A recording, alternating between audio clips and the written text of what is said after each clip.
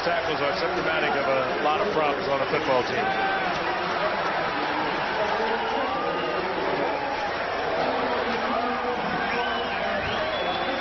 Well, the Eagles, not an artistic success tonight, but a good example of grinding away. Their defense played good, hard-nosed football, doesn't give up a touchdown. A pair of Houston field goals is all they give away, and just keep banging away at it long enough, and you'll find your way into the end zone. Well, there's some determination in the run. A touchdown in the second, the third, and the fourth quarter by the Eagles. Lines up our coverage. The Eagles won Monday night this year, but long talk with Richie before the game. I told him we'd see him in the playoffs. I think we will. Well, Al mentioned their schedule earlier. I think that's a favorable schedule. And there's a proud man, Ray Childress. He's one of those AAA ball players. He could play anywhere, anytime, for anybody. And it's toughest on the really proud ball players when you're 1-6. Those are the guys that hurt the most. Nothing against Kenny Davidson, but Childress was a much better player when William Fuller was on his left. They were a tough combination over that left side of the Oilers a year ago. Eddie Murray. John Henry Mills juggles, fumbles, recovers. Well, for the Oilers, when you think about it, here's a team that waited and waited and waited and couldn't make the Warren Moon decision until it was too late to really make any kind of significant trade, and then they gave the ball to Carlson, and he got hurt. They brought in Sean Salisbury to be the potential backup, and he couldn't do it. They sent him back to Minnesota. Then they bring in Bucky Richardson, and this guy, Billy Joe Tolliver, is sitting at home, and he's the man right now.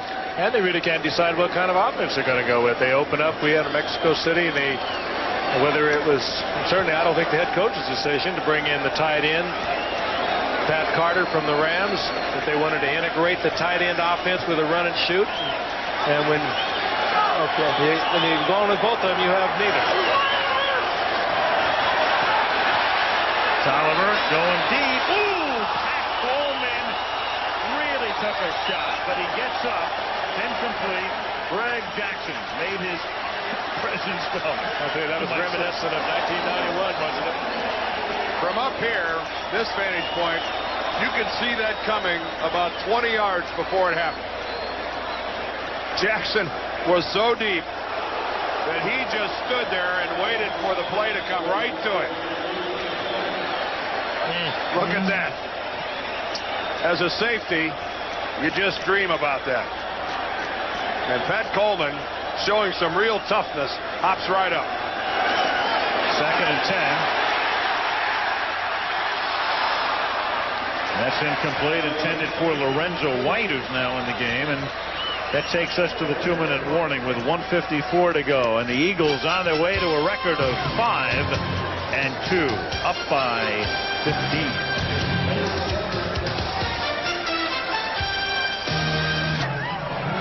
.154 to go. These two teams don't meet very much. It's only the 6th meeting in history between the Eagles and the Oilers, and the Eagles will now be a perfect 6-0 against Houston. And what do they do on here at the Vet with Randall at quarterback? They go to 19-0, and they win their 10th consecutive Monday night game, or their 9th? Their 9th.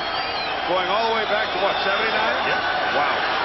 3rd and 10, and that's about as ugly a screen as you'll ever see, and Lorenzo White takes it out to the 28-yard line. And it's 4th down, and they'll go for it and try to convert. And that's to wonder who would be the starting quarterback for the Oilers next week when they go against, who do they have next week? They have the Raiders. Dan Pastorini. 4th and 2.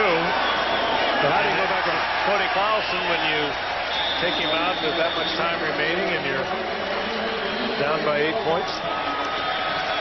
I'm wondering if part of it isn't that, Carlson was banged up coming in anyway, but one of a myriad of problems.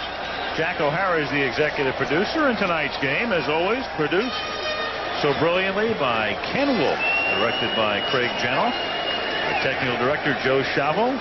Our associate producer, Ben Harvey. Jaime Bravo is our associate director. Mike Webb, our production manager. Dennis Zabel and Mike Farrell, our tech operations managers. Fred King and Brian Gordon. Steve Hurt, our director of information. Kirk Gowdy Jr. produced halftime for us tonight, and Larry Kahn directed it. And, up in the booth, Andrea Bryant, our statistician. George Hill, and our spotter, Malibu Kelly Hayes. Mark Ameno, Brian Mogelson, Bill Monahan.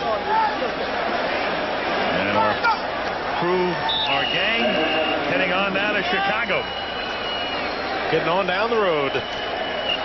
Heading to the Windy City, where we'll take a look at the Bears against the Green Bay Packers on Halloween night under a new moon. A little Halloween madness, I fear.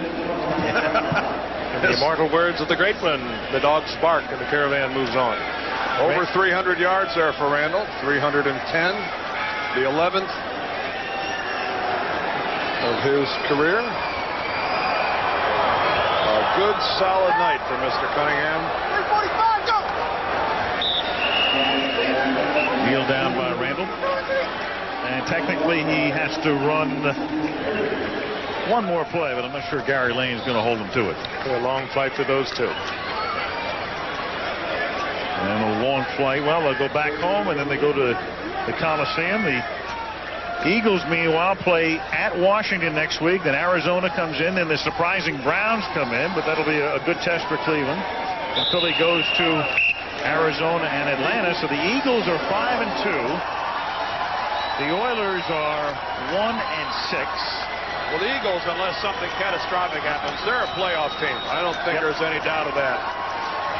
With their talent, with their schedule,